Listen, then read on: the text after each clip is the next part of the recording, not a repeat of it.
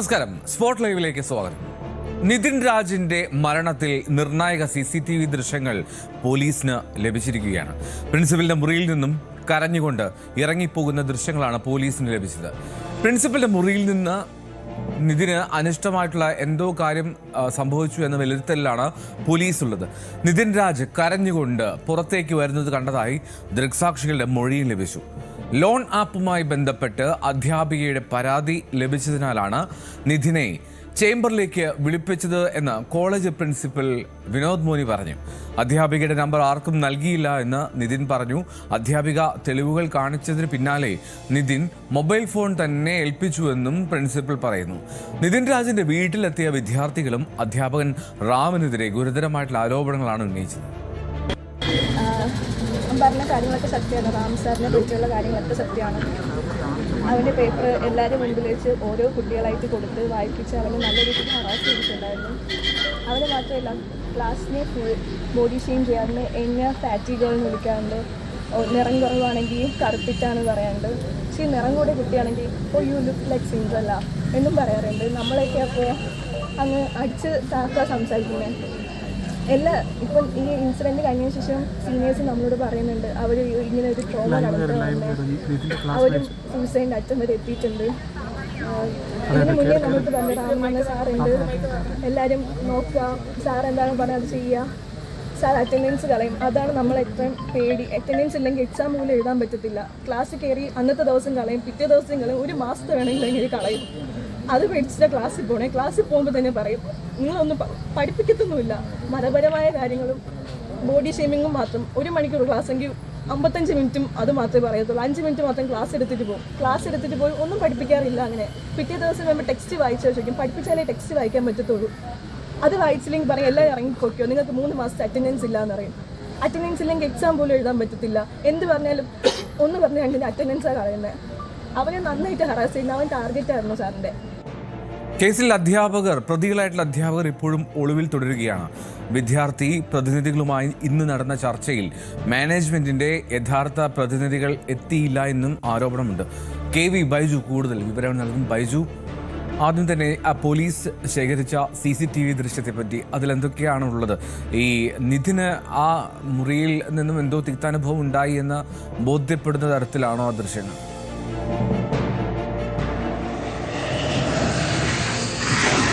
തീർച്ചയായും എന്തോ നിർണായക ദൃശ്യങ്ങൾ പോലീസിന് ലഭിച്ചിട്ടുണ്ട്. അതോടൊപ്പം ഓരോ മണിക്കൂറുകളിലും പുതിയ ഈ റാമിനെതിരെ പുതിയ ആരോപണങ്ങളാണ് വിദ്യാർത്ഥികൾ ഉന്നയിക്കുന്നത്. ഏതായാലും വലിയ പ്രതിഷേധവും ഒരു ഭാഗത്ത് ഉയരുന്ന സാഹചര്യമുണ്ട്. പോലീസ് ഇക്കാര്യത്തിൽ കൃത്യമായ തെളിവുകൾ ശേഖരിച്ചു കഴിഞ്ഞു എന്ന് വേണം മനസ്സിലാക്കാൻ. അതായത് എൽദോ സൂചിപ്പിച്ചതുപോലെ തന്നെ ഈ ഒരു പ്രിൻസിപ്പലിന്റെ മുറിയിൽ നിന്നും 35 മിനിറ്റ് ഈ നിതിൻ രാജും ഒപ്പം ടീച്ചറും അതുപോലെ തന്നെ മറ്റൊരു ടീച്ചറും ഇങ്ങനെ 3 പേരും കൂടി നടന്ന സംഭാഷണം അത് മുഴുവൻ പോലീസിന് CCTV ദൃശ്യങ്ങൾ ലഭിച്ചു. അതിൽ ലോൺ ആപ്പുമായി ബന്ധപ്പെട്ട കാര്യങ്ങളുണ്ട്. അത്തരം കാര്യങ്ങളാണ് അവിടെ ചർച്ച നടന്നത്. അതോടൊപ്പം ഈ ഒരു ഫോൺ പിടിച്ച് വെച്ചു പ്രിൻസിപ്പൽ എന്നാണ് പോലീസ് പറയുന്നത്. പക്ഷേ ഇപ്പോൾ അത് അദ്ദേഹം നിഷേധിച്ചിട്ടുണ്ട്. അദ്ദേഹം പറഞ്ഞ ഫോൺ തന്നെ ഏൽപ്പിച്ചിട്ട് പോയി എന്നാണ് അദ്ദേഹം പറയുന്നത്. ഇന്നലെ ഒന്നും പ്രതികരിക്കാൻ പ്രിൻസിപ്പൽ നമുക്ക് മുന്നിൽ പ്രതികരിക്കാനോ ഈ കാര്യത്തിൽ ഒരു വിശദീകരണം നൽകാനോ ഒന്നും തയ്യാറാവാത്ത പ്രിൻസിപ്പൽ ഇങ്ങനെ ഒരു ആരോപണം വന്നപ്പോഴാണ് ഇപ്പോൾ ഇതിനെ പ്രതിരോധിക്കുന്ന രീതിയിൽ വാക്കുകളുമായി രംഗത്ത് വരുന്നതെന്നും പ്രധാനമാണ്. ഏതായാലും അവിടെ നിന്നും ഫോൺ പിടിച്ചു വെച്ചതിന് ശേഷം അവിടെ കരഞ്ഞുകൊണ്ട് നിതിൻ പുറത്തേക്ക് ഇറങ്ങിപ്പോകുന്നു. പിന്നീട് 10 മിനിറ്റിനകം നിതിൻ ജീവനൊടുക്കുന്നു. ഇതാണ് കൃത്യമായി സംഭവിച്ചിട്ടുള്ളത്. പക്ഷേ പോലീസ് അപ്പോഴും കൃത്യമായി പറയുന്നുണ്ട് ഈ ലോൺ ആപ്പുമായി ബന്ധപ്പെട്ട പ്രശ്നം മാത്രമല്ല നിതിൻ ജീവനൊടുക്കാൻ കാരണം. അതിൽ പ്രധാനപ്പെട്ട മറ്റു ചില പ്രശ്നങ്ങളൊക്കെ ഉണ്ട്. അത് ഉടൻ തന്നെ പോലീസ് അതിന്റെ അന്വേഷണ ഘട്ടത്തിലാണുള്ളത്. അത് ഉടൻ തന്നെ പോലീസ് പുറത്തുവിടുമെന്നാണ് പറയുന്നത്. ഈ റാം എന്ന് പറയുന്ന അധ്യാപകനെതിരെ കൂടുതൽ വിദ്യാർത്ഥികൾ ഇപ്പോൾ ഇത്തരത്തിൽ വെളിപ്പെടുത്തലുമായി രംഗത്ത് വന്നിട്ടുണ്ട്. അതായത് വളരെ മോശമായാണ് വിദ്യാർത്ഥികളോട് അദ്ദേഹം സംസാരിക്കൽ. ജാതീയമായ അധിക്ഷേപമുണ്ട്. പലതരത്തിൽ ഇവരെ ആക്ഷേപിക്കുന്ന തരത്തിൽ പറയലുണ്ട്. അതായത് കറുത്ത പെൺകുട്ടികളെ കറുത്ത പശു എന്ന് ആണ് വിളിക്കാറുള്ള ഇയാൾ. അതുകൂടാതെ വെളുത്തവരെ വെള്ളപ്പാറ്റ എന്ന് വിളിക്കും. മാത്രമല്ല ഒരു സഹപാഠിയെ കൊണ്ട് ചെരുപ്പ് കൊണ്ട് അടുപ്പിക്കാൻ ശ്രമിച്ചു. ഒരു പെൺകുട്ടി കരയാൻ പറ്റാതെ ക്ലാസ്സിനകത്ത് നിന്നു. അവസാനം ഈ അധ്യാപകൻ പോയതിനു ശേഷം പൊട്ടിക്കരയുന്ന സാഹചര്യമായിരുന്നു. അങ്ങനെ ഈ റാമിനെതിരെ ഗുരുതര ആരോപണങ്ങളാണ് ഓരോ മണിക്കൂറുകളിലും വിദ്യാർത്ഥികളുടെ ഭാഗത്തു നിന്ന് ഉണ്ടാകുന്നത്. ഇയാൾ മറ്റൊരു വലിയ വിരോധാഭാസം ഇയാൾ ഈ റാഗിംഗ് വിരുദ്ധ സമിതിയുടെ ആ ഒരു അംഗമായി ഇയാൾ ആ ഒരു സമിതിയിൽ ഉണ്ട് എന്നാണ്. അത് ഇത്രത്തോളം വിദ്യാർത്ഥികളെ ടാർഗറ്റ് ചെയ്ത് അല്ലെങ്കിൽ അവരെ ഇത്രത്തോളം അവഹേളിക്കുന്ന വളരെ മോശമായി സംസാരിക്കുന്ന ഒരാളാണ് ഈ റാഗിംഗ് വിരുദ്ധ സമിതിയുടെ ഒരു അംഗമായി തുടരുന്നതെന്നാണ് മറ്റൊരു പ്രധാനപ്പെട്ട കാര്യം. ഇങ്ങനെ ഈ കോളേജിനെ സംബന്ധിച്ചിടത്തോളം മാനേജ്മെന്റിനെതിരെയും വലിയ വിമർശനം ഉയരുന്നുണ്ട്. ഇന്ന് വിദ്യാർത്ഥി പ്രതിനിധികളുമായി കോളേജ് യൂണിയൻ ഭാരവാഹികളുമായി ഒരു ചർച്ച വെച്ചിരുന്നു. പക്ഷെ അതിൽ ഈ മാനേജ്മെന്റ് പ്രതിനിധികൾ ആരും വന്നില്ല. ഒരു മാനേജ്മെന്റ് പ്രതിനിധിയായി എത്തിയ ആളാകട്ടെ ഇതൊന്നും പരസ്പര വിരുദ്ധമായാണ് സംസാരിച്ചത് ഇക്കാര്യമൊക്കെ. കാരണം ഇതൊന്നും കൃത്യമായ ആരാണ് ഇതിന്റെ മാനേജ്മെന്റ് എന്ന് ഇപ്പോഴും വിദ്യാർത്ഥികൾക്കോ അവിടെയുള്ള അധ്യാപകർക്കോ അറിയില്ല എന്നാണ് പറയുന്നത്. യഥാർത്ഥ മാനേജ്മെന്റ് ആരാണോ അവരുമായി ചർച്ച നടത്താതെ ഇനി ക്ലാസുകളിൽ കയറില്ല, ബഹിഷ്കരണം നടത്തുമെന്നാണ് അവസാന വർഷ വിദ്യാർത്ഥികൾ പറയുന്നത്. അങ്ങനെയാണ് അവർ ഇപ്പോൾ തീരുമാനിച്ചിട്ടുള്ളത്. മാനേജ്മെന്റ് ആരാണെന്ന് ഇതുവരെ വ്യക്തമല്ല. മാനേജ്മെന്റിന്റെ ഭാഗത്തു നിന്നും ഇതുവരെ ഒരു പ്രതികരണം ഉണ്ടായിട്ടില്ല. അതേസമയം തന്നെ ഇന്നലെ മുതൽ ഈ വിദ്യാർത്ഥികളെ നിരീക്ഷിക്കാൻ, അവിടെ എത്തുന്ന ദൃശ്യമാധ്യമങ്ങളെ നിരീക്ഷിക്കാൻ മാനേജ്മെന്റ് പ്രതിനിധികളെ കൃത്യമായ ആളുകൾ അവിടെ ഉണ്ടെന്നാണ് ഈ വിദ്യാർത്ഥികൾ പറയുന്നത്. ഇവരുടെ ഫോട്ടോ ഉൾപ്പെടെ അവിടെ എത്തിയ നമ്മളെ ഉൾപ്പെടെ ഈ പ്രതികരിച്ച വിദ്യാർത്ഥികൾ ഉൾപ്പെടെയുള്ളവരുടെ ഫോട്ടോ എടുത്ത് ഈ മാനേജ്മെന്റ് കൈമാറിയിരിക്കുന്നു. പക്ഷെ അതാരാണ് മാനേജ്മെന്റ് എന്ന് ഇപ്പോഴും വിദ്യാർത്ഥികൾക്കറിയില്ല. യഥാർത്ഥ ഉടമ ആരാണ്, ഈ ഒരു സ്ഥാപനത്തിന്റെ അഞ്ചരക്കണ്ടി മെഡിക്കൽ കോളേജ് എന്ന് പറയുന്ന സ്ഥാപനത്തിന്റെ യഥാർത്ഥ ഉടമ ആരാണെന്ന് ഇതുവരെ അറിയില്ല. ഏതായാലും ഇന്ന് വൈകുന്നേരത്തിനുള്ളിൽ ഇവർ എത്തണം, ഇവരുമായി ചർച്ച നടത്തണം, ഈ റാമിനെ എവിടെ നിന്നും പുറത്താക്കണം. അതാണ് ഇവരുടെ പ്രധാന ആവശ്യം. അതുകൂടാതെ മറ്റു ചില ആവശ്യങ്ങളൊക്കെ ഉണ്ടെന്നാണ് അവർ പറയുന്നത്. പ്രധാനമായും അവർ ആവശ്യം ഉന്നയിക്കുന്നത് ഈ അധ്യാപകനെ അവിടെ നിന്നും പുറത്താക്കണം എന്ന് തന്നെയാണ്. ബൈജു തന്നെ നൽകുന്ന മറ്റൊരു പ്രധാനപ്പെട്ട വാർത്ത, റാം ആണ് അവിടുത്തെ ആന്റി റാഗിംഗ് സെല്ലിന്റെ ചുമതല വഹിച്ചിരുന്ന അധ്യാപകൻ എന്നതാണ്. അതെന്തായാലും കേമമായി. അദ്ദേഹം തന്നെ ഇതിൽ ഏറ്റവും അനുയോജ്യനാണ് എന്ന് പറയേണ്ടി വരും. കാരണം എന്തൊക്കെയാണ് ഇത്തരം ചുമതലയുള്ള ഒരാൾ തന്നെ ഇങ്ങനെയൊക്കെ സംഭവിക്കുക എന്ന് പറയുമ്പോൾ അപ്പോൾ ആ വിദ്യാർത്ഥികൾ അവിടെ അനുഭവിച്ചിരുന്ന മോശപ്പെട്ട അനുഭവങ്ങൾ അത് എത്രമാത്രമാണ് എന്ന് നമുക്ക് ഊഹിക്കാൻ കഴിയുന്നതല്ലേ ഉള്ളൂ.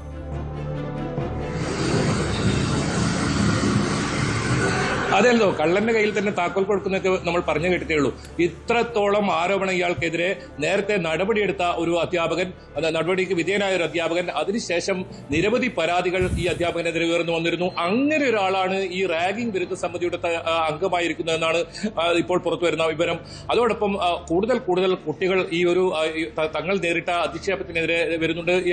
ഇയാളുടെ സ്ഥിരം പരിപാടി ഇത്തരത്തിൽ ചെരുപ്പിടാതെ വരുന്നവരെ കോളനി എന്നാണ് ഇയാൾ വിളിക്കുന്നത്. അത്രത്തോളം അധമനായ ഒരു അധ്യാപകൻ. ആ വിദ്യാർത്ഥികൾ അതെല്ലാം ഇപ്പോൾ ഓരോ കാര്യങ്ങളും പുറത്തു പറയുന്നുണ്ട്. ഇന്നലെ നമ്മൾ അവിടെ എത്തിയതിനു ശേഷമാണ് വിദ്യാർത്ഥികൾ പ്രതികരിക്കാൻ പോലും തയ്യാറത്. കാരണം അത്രത്തോളം ഭയപ്പാടോടുകൂടിയാണ് ആ വിദ്യാർത്ഥികൾ കഴിയുന്നത് അവിടെ.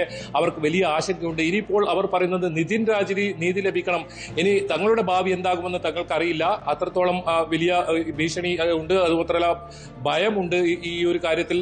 പക്ഷേ ഇതിലൊരു തീരുമാനമാവാതെ ഇനി ക്ലാസുകളിലേക്ക് കയറില്ല, ക്ലാസുകൾ ബഹിഷ്കരിച്ചുകൊണ്ടുള്ള ഒരു പ്രതിഷേധ സമരത്തിലേക്ക് വിദ്യാർത്ഥികൾ നീങ്ങുന്നു. അവസാന വർഷ വിദ്യാർത്ഥികളാണ് ഇപ്പോൾ അവിടെയുള്ളത്. മറ്റ് വിദ്യാർത്ഥികൾക്ക് ഇപ്പോൾ അവധിയാണ്.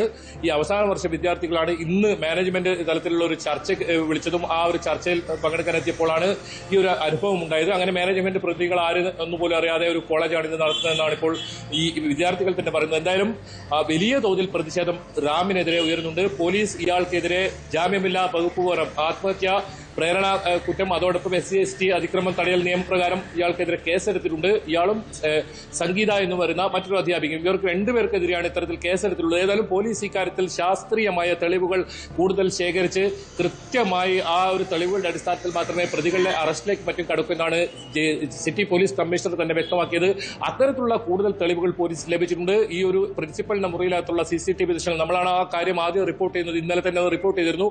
അത് പോലീസ് കണ്ടെടുത്തു. അതിൽ കൃത്യമായി എന്തൊക്കെയാണ് അവിടെ നടന്നതെന്ന കാര്യത്തിൽ കൃത്യമായ വിവരങ്ങൾ അതിൽ വന്നിട്ടുണ്ട്. ഇത് ഫെബ്രുവരി മാസം ആദ്യവാരമാണ് ഈ നിതിൻ ലോൺ ആപ്പ് വഴി, ഇത്തരത്തിൽ മൊബൈൽ ആപ്പ് വഴി ലോൺ എടുക്കുന്നത്. അതായത് 14,000 രൂപ കുടുംബം പറഞ്ഞത് വളരെ കൃത്യമാണ്. ആ കുടുംബം പറഞ്ഞ രീതിയിൽ 14,000 രൂപയാണ് അതിൽ നിന്നും ലോണായി എടുത്തിട്ടുള്ളത്. അതിൽ 5,000-ഓളം രൂപ തിരിച്ചടച്ചിട്ടുണ്ടെന്നാണ് പോലീസ് കണ്ടെത്തിയിട്ടുള്ളത്. ആ ആപ്പ് കമ്പനി, അതായത് 10-ാം തീയതിയാണ് നിതിൻ രാജ് ആത്മഹത്യ ചെയ്യുന്നത്.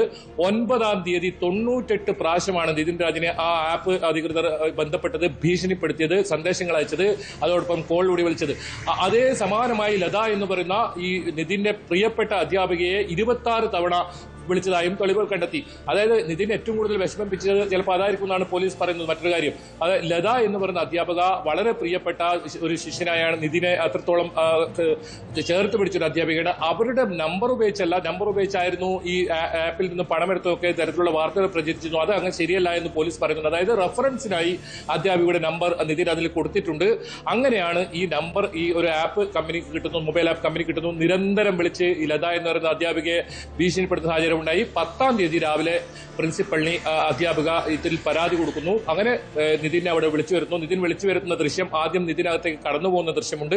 അതിനുശേഷം നിതിനോട് മൊബൈൽ എടുത്തു കൊണ്ടുവരാൻ ഈ പ്രിൻസിപ്പൽ ആവശ്യപ്പെടുന്നു. അങ്ങനെ മൊബൈലുമായി രണ്ടാമത് തിരിച്ചു വരുന്ന ദൃശ്യങ്ങളുണ്ട്. പിന്നീട് അവിടെ നടക്കുന്ന മുഴുവൻ സംഭാഷണങ്ങളും, അവിടെ നടന്ന സംഭാഷണങ്ങൾ, അതുകൂടാതെ ഈ ആപ്പ് അധികൃതരുമായി അവിടെ നിന്ന് തന്നെ വിളിക്കുന്ന ഒരു സാഹചര്യം കൂടി ഉണ്ടായിരുന്നു. അതെല്ലാം ഈ CCTV ദൃശ്യത്തിലുണ്ട്. അതിനുശേഷം പോലീസ് പറയുന്നതാണെങ്കിൽ ഈ മൊബൈൽ അവിടെ പിടിച്ചു വെച്ചു എന്നാണ്. അതിനുശേഷം ഇവർ കരഞ്ഞുകൊണ്ട് പുറത്തേക്ക് നിതിൻ പോവുകയും 10 മിനിറ്റിനകം ആത്മഹത്യ ചെയ്യുന്ന സാഹചര്യമാണ് ഉണ്ടായത്. പ്രിൻസിപ്പൽ അത് നിഷേധിച്ചിട്ടുണ്ട്. പ്രിൻസിപ്പൽ പറയുന്നത് മൊബൈൽ അവിടെ ഏൽപ്പിച്ച് നിതിൻ പുറത്തേക്ക് പോവുകയായിരുന്നു എന്നാണ്. പക്ഷെ പോലീസ് പറയുന്നത് അങ്ങനെയല്ല. പക്ഷെ ഈ പ്രിൻസിപ്പാളിന്റെ ഭാഗത്ത് ഈ സമയം വരെ ഏതെങ്കിലും തരത്തിൽ തെറ്റായോ അത്തരം മോശമായ രീതിയിലുള്ള പ്രവർത്തികൾ ഉണ്ടായെന്ന് പോലീസിന് കണ്ടെത്താൻ സാധിച്ചിട്ടില്ല. അങ്ങനെ പോലീസ് പറയുന്നുമില്ല. പക്ഷേ റാം എന്ന് പറയുന്ന ഈ അധ്യാപകനെതിരെ വലിയ തോതിൽ ആക്ഷേപമുണ്ട്. നിതിനെ വലിയ തോതിൽ മാനസികമായി ബുദ്ധിമുട്ടിച്ചിരുന്നു. അതായത് പഠനം മുന്നോട്ട് കൊണ്ടുപോകാൻ കഴിയാത്ത രീതിയിൽ നിസ്സഹായ അവസ്ഥയിലായിരുന്നു നിതിൻ എന്ന് വേണം പറയാൻ. ഇത് നിതിൻ മാത്രമല്ല, അവിടെയുള്ള എല്ലാ പെൺകുട്ടികളെയും അടക്കം ഇയാൾ വലിയ തോതിൽ അധിക്ഷേപിച്ചിട്ടുണ്ട്. അത് തന്നെയാണ് ഇപ്പോൾ കൂടുതൽ വിദ്യാർത്ഥികൾ ഇത്തരത്തിലുള്ള പ്രതികരണമായി രംഗത്ത് വരുന്ന സാഹചര്യമുള്ളത്. ഏതായാലും ഡിവൈഎഫ്ഐയുടെ നേതൃത്വത്തിൽ അല്പസമയം മുമ്പ് വലിയ തോതിലുള്ള പ്രതിഷേധ മാർച്ച് ഉണ്ടായിരുന്നു. ഈ റാമിന് ഒരു ക്ലിനിക് ഉണ്ട്. അവിടെ ആ ക്ലിനിക്ക് താഴിട്ട് പൂട്ടുന്ന രീതിയിലുള്ള പ്രതിഷേധ സമരമാണ് നടത്തിയത്. ഇനി വരും ദിവസങ്ങളിലും പ്രതിഷേധം ശക്തമാകും. പ്രധാനമായും ഉയരുന്ന ആവശ്യം റാമിനെ ആ കോളേജിൽ നിന്നും പിരിച്ചുവിടണം എന്ന് തന്നെയാണ്. അതോടൊപ്പം ഈ റാമിനെ അറസ്റ്റ് ചെയ്ത് ഈ ഇതിന്റെ മറ്റ് നടപടികളിലേക്ക് പോലീസ് കടക്കണമെന്നൊരു ആവശ്യവും വിവിധ സംഘടനകളും പാർട്ടികളും കൂടുതൽ പ്രതികരണങ്ങളും ലഭ്യമായി തുടങ്ങുന്നുണ്ട് വിദ്യാർത്ഥികളുടേതായിട്ടുള്ള. നമുക്ക് അതിലേക്ക് പോയ ശേഷം ഞാൻ ബൈജുലേക്ക് തിരികെ എത്താം. ഹൗസ് സർജൻസ് ഉൾപ്പെടെ എല്ലാവരും ക്ലാസ് ബോയ്ക്കോട്ട് ചെയ്തിരിക്കുകയാണ്. അല്ല അത് കുറച്ചും കൂടി വേറെ കുറെ കാര്യങ്ങൾ കോളേജിൽ എല്ലാം പരിഹരിച്ചതിന് ശേഷം മാത്രമേ നമ്മൾ എല്ലാവരും കേൾക്കാൻ തയ്യാറാവണം. ആദ്യം നോക്കും, എന്നിട്ട് അതിനൊരു തീരുമാനം എടുക്കാൻ പറ്റിയ ഒരാൾ വന്നിട്ട് അവരോട് സംസാരിച്ച് അതിലൊരു തീർപ്പ് വരുത്താനാണ് ഞങ്ങൾ ഉദ്ദേശിച്ചിരിക്കുന്നത്. പുതിയ പ്രിൻസിപ്പൾ 3 മാസമായിട്ടുള്ളൂ വന്നിട്ട്. നമ്മൾ കംപ്ലൈന്റ് കൊടുത്തത് കഴിഞ്ഞ ഒരു കൊല്ലത്തിന് മുകളിലാണ്. പ്രിൻസിപ്പളിന് അറിയില്ല കംപ്ലൈന്റ് കൊടുത്ത കാര്യം. 3 മാസമല്ല, ഈ MK റാം എന്ന് പറയുന്ന സാറിന്റെ പേരിൽ ഇഷ്ടംപോലെ അലിഗേഷൻസ് പിള്ളേര് വെർബലി ആണെങ്കിലും അല്ലെങ്കിൽ പറഞ്ഞിട്ടുണ്ട്. ഇങ്ങനത്തെ ഒരു കേസ് വന്ന് ആ MK റാമിന്റെ പേരിൽ ഉയർന്നുകൊണ്ടാണ് പുള്ളി മാത്രം എന്നുള്ളത്. അത് നമ്മൾ ബാക്കിയുള്ള കംപ്ലൈന്റ്സ് നമ്മൾ കിട്ടിയിട്ടുണ്ട്. അത് നമ്മൾ എന്ത് ചെയ്യുന്ന വെച്ചാൽ നമ്മൾ മാനേജ്മെന്റ് അധ്യാപകരുണ്ട്. അപ്പൊ അത് മാനേജ്മെന്റായി സംസാരിച്ച് അവർ നമുക്ക് ഡിസിഷൻ, അതായത് നമുക്ക് ആവശ്യമുള്ള അല്ലെങ്കിൽ നമുക്ക് കിട്ടുന്ന പക്വമായിട്ടുള്ള ഡിസിഷൻ കിട്ടുന്നവരെ നമ്മൾ അവരോട് അത് സംസാരിച്ച് റെഡിയാക്കിയിട്ട് നമ്മൾ ഈ ഒരു പ്രതിഷേധം നിർത്തുകയുള്ളൂ. എന്തായാലും വിദ്യാർത്ഥി പ്രതിനിധികളാണ് അവിടെ സംസാരിച്ചത്. ബൈജു, ഈ മാനേജ്മെന്റ് അവരുടെ യഥാർത്ഥ ആളുകളെ പോലും വിടാൻ, ആ ചർച്ചയിൽ വിടാൻ തയ്യാറായില്ല എന്നൊക്കെ പറയുമ്പോൾ ഇപ്പോൾ മാനേജ്മെന്റിനും അതിൽ ഒരു ഭയപ്പാടുണ്ട്, പ്രശ്നത്തിലാണ് എന്നുള്ളൊരു തോന്നലുണ്ട് എന്ന് തോന്നുന്നു. എന്താണ് ഈ വിദ്യാർത്ഥികൾ പ്രധാനമായും പറയുന്നത്?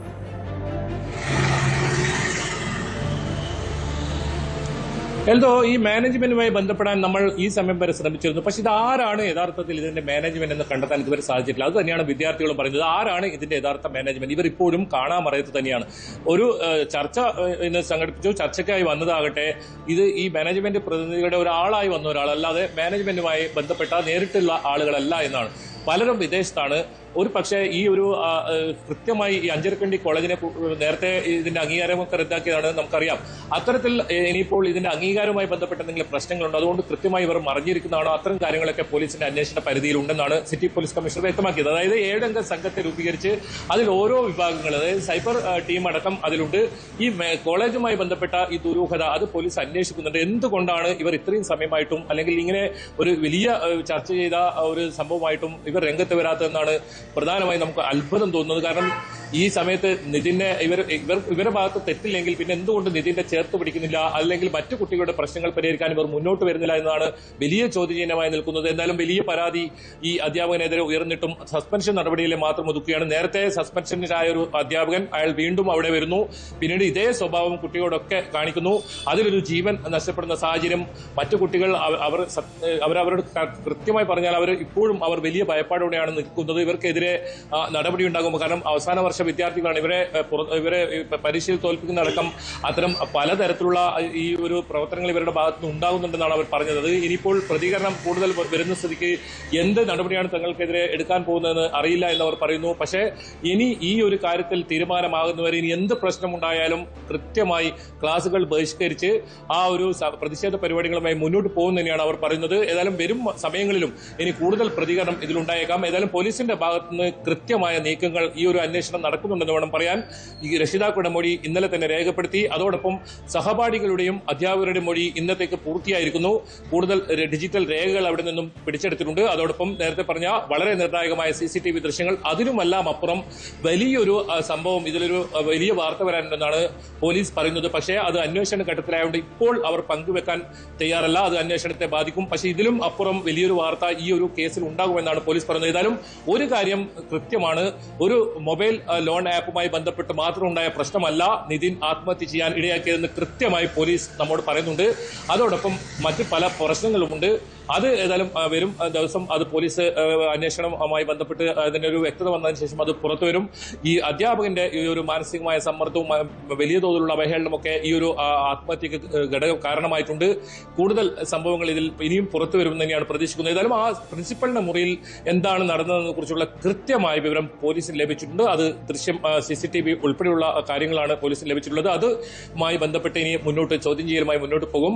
ഏതായാലും ഈ ലോൺ ആപ്പുമായി ബന്ധപ്പെട്ട പ്രശ്നം, അതോടൊപ്പം റാം എന്ന് പറയുന്ന ഈ അധ്യാപകൻ ഇത്തരത്തിലുള്ള പ്രവൃത്തി, അതോടൊപ്പം മറ്റ് ചില പ്രശ്നങ്ങൾ കൂടി ഉയർന്നു വരുന്നുണ്ട്. അത് പോലീസ് ഇപ്പോൾ വിവരങ്ങൾ ഇപ്പോൾ പുറത്തുവിടാൻ തയ്യാറല്ല. അതിപ്പോൾ പങ്കുവെക്കുന്നതും ശരിയല്ല. കാരണം അന്വേഷണം വളരെ ആ ഒരു നിർണായക ഘട്ടത്തിൽ നിൽക്കുകയാണ്. ഏതായാലും ഇതിൽ നിതിൻ രാജ് ഇത്തരത്തിൽ മരിക്കാനിടയായ സംഭവത്തിൽ ഇതിലെ മുഴുവൻ കുറ്റവാളികളെയും പുറത്തു കൊണ്ടുവരണമെന്ന ആവശ്യം തന്നെയാണ് കുടുംബം ഉന്നയിക്കുന്നത്, അവിടുത്തെ വിദ്യാർത്ഥികൾ ഉന്നയിക്കുന്നത്, നിതിനെ ഇഷ്ടപ്പെടുന്ന ഓരോ ആളുകളും ഉന്നയിക്കുന്നതും. എന്തായാലും അത്തരം കാര്യങ്ങൾ വൈകാതെ തന്നെ പുറത്തുവരും. വലിയ ദുരൂഹത മറനീക്കി ഇതിൽ പുറത്തു വരാനുണ്ട്. ആരൊക്കെയാണ് ഇതിന്റെ കറക്റ്റിന്റെ പിറകിലുള്ളതെന്ന കാര്യത്തിലൊക്കെ പുറത്തു വരാനുണ്ട്. ഏതായാലും ഈ മാനേജ്മെന്റിന്റെ ഈ ഒരു ഒളിച്ചുകളി എന്തിനാണെന്ന് കൃത്യമായി ഇവർക്ക് വിദ്യാർത്ഥികൾക്ക് മനസ്സിലാവുന്നില്ല. ഇവരെ ബന്ധപ്പെടാൻ നമ്മൾ ശ്രമിച്ചിട്ട് പലതവണ ഇത് ആരാണ് മാനേജ്മെന്റ് ഇതിന് ഉത്തരവാദിത്തപ്പെട്ട് സംസാരിക്കേണ്ട ആളെന്ന് പോലും കണ്ടെത്താൻ നമുക്കും കഴിഞ്ഞിട്ടില്ല. ഏതായാലും ഈ അഞ്ചരക്കണ്ടി മെഡിക്കൽ കോളേജുമായി ബന്ധപ്പെട്ട ഈ ഒരു പ്രശ്നം ഇത് ഇപ്പോൾ അവസാനിക്കില്ല. ഇനിയും ഇതിന്റെ ഒരുപാട് ദുരൂഹതകൾ ഇനി പുറത്തു വരാനുണ്ടെന്ന് വേണം മനസ്സിലാക്കാൻ.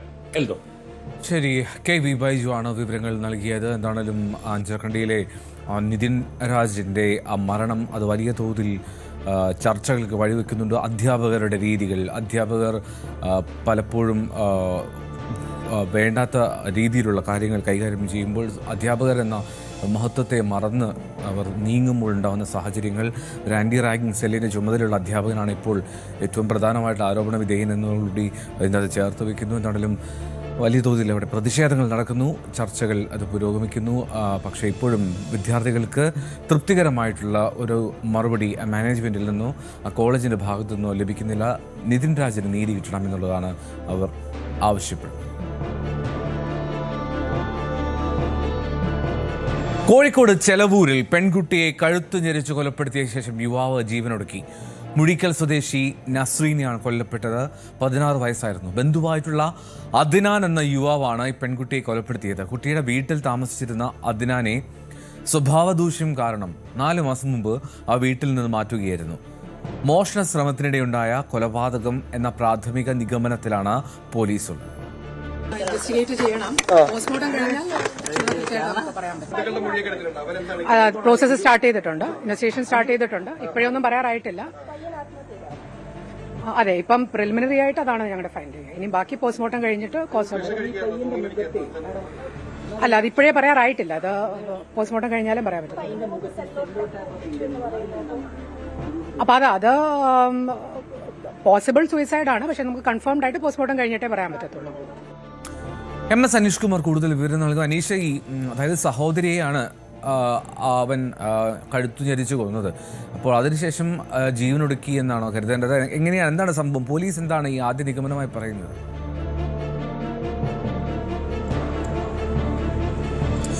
എൽദോ, ഇന്ന് പുലർച്ചെയാണ് നാടിനെ ഞെട്ടിക്കുന്ന രീതിയിലുള്ള ഒരു കൊലപാതക വിവരം പുറത്തു വരുന്നത്. ആദ്യഘട്ടത്തിൽ മനസ്സിലാക്കിയത് സഹോദരി, അതായത് 16 വയസ്സുള്ള തൻ്റെ സഹോദരിയെ, അതായത് അർദ്ധ സഹോദരിയെ കൊന്ന ശേഷം യുവാവ് ആത്മഹത്യ ചെയ്തു എന്ന വിവരമാണ് പുറത്തു വന്നത്. ഇതേ തുടർന്ന് വലിയ തരത്തിലുള്ള പല അഭ്യൂഹങ്ങളും പുറത്തു വരികയും ചെയ്തിരുന്നു. മുഴിക്കൽ സ്വദേശിനിയായ നസ്രീൻ എന്ന 16 വയസ്സുള്ള പെൺകുട്ടിയാണ് കൊലപാതകത്തിൽ കൊല്ലപ്പെട്ടത്. ബന്ധുവായ അദ്നാൻ എന്ന യുവാവ് മൃതദേഹം ഇതുമായി ബന്ധപ്പെട്ട് വീട്ടിനുള്ളിൽ തന്നെ മറ്റൊരു മുറിയിൽ നിന്നും ലഭിക്കുകയും ചെയ്തു. ഇരുവരും അടുത്ത ബന്ധുക്കളാണ്, അതായത് സഹോദരിമാരുടെ മക്കളാണ് ഇരുവരും. അദ്നാൻ ഒരുപാട് നാളുകളായി താമസിച്ച് വന്നിരുന്നത് ഈ വീട്ടിൽ തന്നെയായിരുന്നു. അതിനുശേഷം കഴിഞ്ഞ ഒരു 3-4 മാസം മുമ്പ് അദ്നാനെ ഈ വീട്ടിൽ നിന്നും പുറത്താക്കുകയായിരുന്നു, അല്ലെങ്കിൽ ഇവിടേക്ക് വരരുതെന്ന് പറഞ്ഞ് വീട്ടിൽ നിന്നും മാറ്റുകയായിരുന്നു എന്നാണ് നമുക്ക് അയൽവാസികളിൽ നിന്നും ബന്ധുക്കളിൽ നിന്നുമൊക്കെ മനസ്സിലാക്കാൻ കഴിഞ്ഞത്. എന്താണ് ഈ കൊലപാതകത്തിന് പിന്നിലെ പ്രേരണ എന്നതിനെക്കുറിച്ചും സ്വയം ജീവനെടുക്കാൻ ഈ അദ്നാനെ പ്രേരിപ്പിച്ചത് എന്താണ് എന്നതിനെക്കുറിച്ചും ആണ് ഒരു ആശയക്കുഴപ്പമുണ്ടായത്. എന്നാൽ പോലീസ് ഇപ്പോൾ പ്രാഥമികമായി അവർക്ക് ലഭിച്ച വിവരങ്ങൾ പുറത്ത് നൽകിക്കൊണ്ടിരിക്കുന്നു. ഇത് മോഷണ ശ്രമത്തിനിടെ ഉണ്ടായ ഒരു കൊലപാതകം എന്ന നിഗമനത്തിലാണ് പോലീസ് എത്തിയിരിക്കുന്നത്. രാത്രി 7:30 മൂഴിക്കലെ വീട്ടിൽ, ഈ സഹോദരിയുടെ വീട്ടിൽ അദ്നാൻ എത്തി. അതിനുശേഷം ആ വീട്ടിൽ തന്നെ ഒളിച്ചിരിക്കുകയായിരുന്നു. അതായത് മോഷണത്തിനുള്ള ഒരു തയ്യാറെടുപ്പോടുകൂടിയാണ് ഈ ചെറുപ്പക്കാരൻ എത്തിയത്. അതിനുശേഷം അമ്മയുടെ അമ്മ, അതായത് ഉമ്മുമ്മയുടെ തലയണയുടെ അടിയിൽ നിന്നും ഈ അലമാരിയുടെ അടക്കം താക്കോൽക്കൂട്ടം കൈവശപ്പെടുത്താൻ അദ്നാൻ ശ്രമം നടത്തിയിരുന്നു. ഇതിനുശേഷമാണ് പിന്നീട് മോഷണ ശ്രമം നടത്തിയത്. ഈ മോഷണത്തിനായി അലമാരി തുറക്കാൻ ശ്രമിച്ചപ്പോൾ, അല്ലെങ്കിൽ മറ്റു വസ്തുവകളൊക്കെ കണ്ടെത്താൻ ശ്രമിച്ചപ്പോഴാണ് സഹോദരിയുടെ ശ്രദ്ധയിൽ ഈ മോഷണം ശ്രമം പെടുകയും അപ്പോൾ വാപൊത്തി ശബ്ദം പുറത്തേക്ക് വരാതിരിക്കാനായി അമർത്തി പിടിക്കുകയായിരുന്നുവെന്നും നമുക്ക് ഈ ഘട്ടത്തിൽ മനസ്സിലാക്കുന്നു. അങ്ങനെ വളരെ പെട്ടെന്ന് തന്നെ സഹോദരിയുടെ ഈ 16 വയസ്സുകാരിയുടെ ജീവൻ നഷ്ടമാവുന്ന അവസ്ഥയിലേക്ക് കാര്യങ്ങൾ എത്തുന്നു. പിന്നീടാണ് ഈ പിടിവലിയുടെ ശബ്ദം കേട്ട്, അല്ലെങ്കിൽ ഇരുവരും തമ്മിലുള്ള ഈ മോഷണ ശ്രമം തടയാൻ ശ്രമിക്കുന്നതും വായു പൊത്തുകയൊക്കെ ചെയ്തപ്പോൾ ഈ ശബ്ദം കേട്ടാണ് വീട്ടിലെ മറ്റ് ആളുകൾ അവിടേക്ക് വന്നത്, അതായത് ഈ പെൺകുട്ടിയുടെ അമ്മയടക്കമുള്ള ആളുകൾ വന്നത്. പിന്നീട് ഈ അദ്നാനെ വളരെ പെട്ടെന്ന് അവർ വീടിൻ്റെ തന്നെ മറ്റൊരു മുറിയിൽ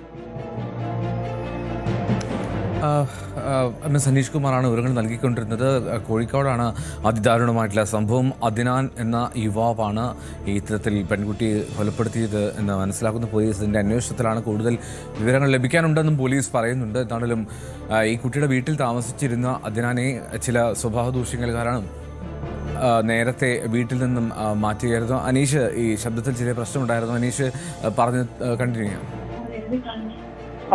എൽദോ, അത്തരത്തിൽ ഈ മോഷണ ശ്രമം തടഞ്ഞതോടുകൂടി തന്നെ കുടുംബം ഈ പെൺകുട്ടിയുമായി ആശുപത്രിയിലേക്ക് പോവുകയും അദ്നാനെ വീട്ടിനുള്ളിലേക്ക്, അതായത് വീട്ടിനുള്ളിലെ മറ്റൊരു മുറിയിലേക്ക് ഇട്ട് പൂട്ടുകയുമായിരുന്നു. പിന്നീട് ഈ പൂട്ടിയ ശേഷം ഈ കുടുംബം ഈ പെൺകുട്ടിയുമായി ആശുപത്രിയിലേക്ക് വളരെ പെട്ടെന്ന് തന്നെ പോവുകയും ചെയ്തു. ഈ മുറിയിൽ ഉള്ളപ്പോഴാവാം ഒരുപക്ഷെ സ്വയം ഈ അദ്നാൻ ജീവനൊടുക്കിയതെന്നാണ് പോലീസ് പറയുന്നത്. 2 കാര്യങ്ങളാണ്. ഒന്ന്, ഈ മോഷണ ശ്രമം വീട്ടുകാർ അറിഞ്ഞു എന്നതും, മറ്റൊന്ന് ഈ കുട്ടിക്ക് എന്തെങ്കിലും ആപത്ത് വന്നു എന്ന കാര്യത്തെക്കുറിച്ച് ഇയാൾക്ക് നല്ല ബോധ്യമുണ്ടായിരുന്നു. അതായത് ഈ നസീനയ്ക്ക് ജീവൻ നഷ്ടമായി എന്ന് തന്നെ ഈ അദ്നാൻ മനസ്സിലാക്കുന്ന സാഹചര്യം. അങ്ങനെ തന്റെ സഹോദരിയുടെ മരണത്തിന് കാരണക്കാരനായി എന്ന ഒരു കുറ്റബോധം കൊണ്ടാവാം ഈ കുടുംബം തിരിച്ചു വന്നപ്പോഴേക്കും മരിച്ച നിലയിലാണ് അദ്നാനെ കണ്ടെത്തിയത്. ഇയാൾ സ്വയം ജീവനൊടുക്കുകയായിരുന്നു എന്നാണ് പോലീസ് പറയുന്നത്. പക്ഷേ ഇയാളുടെ മൃതദേഹത്തിൽ ഈ മുഖത്ത് ടേപ്പൊക്കെ ഒട്ടിച്ച രീതിയിലാണ് കാണപ്പെട്ടിരിക്കുന്നത്. അതുകൊണ്ട് സ്വയം മരിക്കും മുമ്പ് മുഖത്ത് സ്വന്തമായ രീതിയിൽ ടേപ്പ് ഒട്ടിക്കുകയും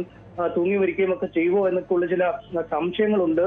എന്തായാലും ആ മുറിയിൽ തന്നെ മൃതദേഹം കടന്നിരുന്നു. ഇതുമായി ബന്ധപ്പെട്ടൊക്കെ പോലീസ് ഇപ്പോൾ സമഗ്രമായ ഒരു അന്വേഷണം നടത്തി വരുന്നു എന്നാണ് നമുക്ക് അറിയാൻ കഴിയുന്നത്. മൃതദേഹം ഇപ്പോൾ കോഴിക്കോട് മെഡിക്കൽ കോളേജ് ആശുപത്രിയിൽ പോസ്റ്റ്മോർട്ടം നടപടികൾ പൂർത്തിയായിക്കൊണ്ടിരിക്കുകയാണ്. ഏതാണ്ട് കുറച്ച് വർഷങ്ങളായി തന്നെ അദ്നാൻ ഈ സഹോദരി, അതായത് അമ്മയുടെ സഹോദരിയുടെ വീട്ടിൽ നിന്നാണ് പഠിക്കുകയും മറ്റുമൊക്കെ ചെയ്തത്. ഇയാളുടെ വീട് ഇവിടെ നിന്നും 15 കിലോമീറ്റർ അപ്പുറത്തുള്ള മറ്റൊരു സ്ഥലത്താണ് താനും. പക്ഷേ ഏതാനും മാസങ്ങൾക്ക് മുമ്പ് ഇതുപോലെ സമാനമായ രീതിയിലുള്ള ഒരു മോഷണ ശ്രമം ഈ കുടുംബത്തിന്റെ ശ്രദ്ധയിൽപ്പെടുകയും അന്ന് അക്കാരണത്താലാണ് അദ്നാനെ ആ വീട്ടിൽ നിന്നും പുറത്താക്കുകയും അവിടേക്ക് വരരുതെന്ന് പറയുകയും ചെയ്തിരുന്നത്. ഒരുപക്ഷെ അതിൽ മൂലമുള്ള ഒരു പകയാവാം പിന്നീടും ഈ കുടുംബത്തിൽ കയറി ഒരു മോഷണം നടത്തണമെന്ന രീതിയിലേക്ക് അതിനൊരു പ്രേരണ നൽകിയെന്നാണ് നമുക്ക് അറിയാനും കഴിയുന്നത്. എന്തായാലും ആ മോഷണ ശ്രമം ഒരു വലിയ ദുരന്തത്തിൽ കലാശിരിക്കുന്നു. ഒന്ന്, ഈ 16 വയസ്സുള്ള പെൺകുട്ടി യാദൃശ്യമായി സംഭവിച്ചിരിക്കാം എന്നാണ് പോലീസ് പറയുന്നത്. കാരണം കരുതിക്കുട്ടി ആസൂത്രിതമായി ഈ കുട്ടിയെ അപായപ്പെടുത്താനൊന്നും വന്നതായിരിക്കില്ല എന്ന് പറയുന്നു. ഈ മോഷണശ്രമം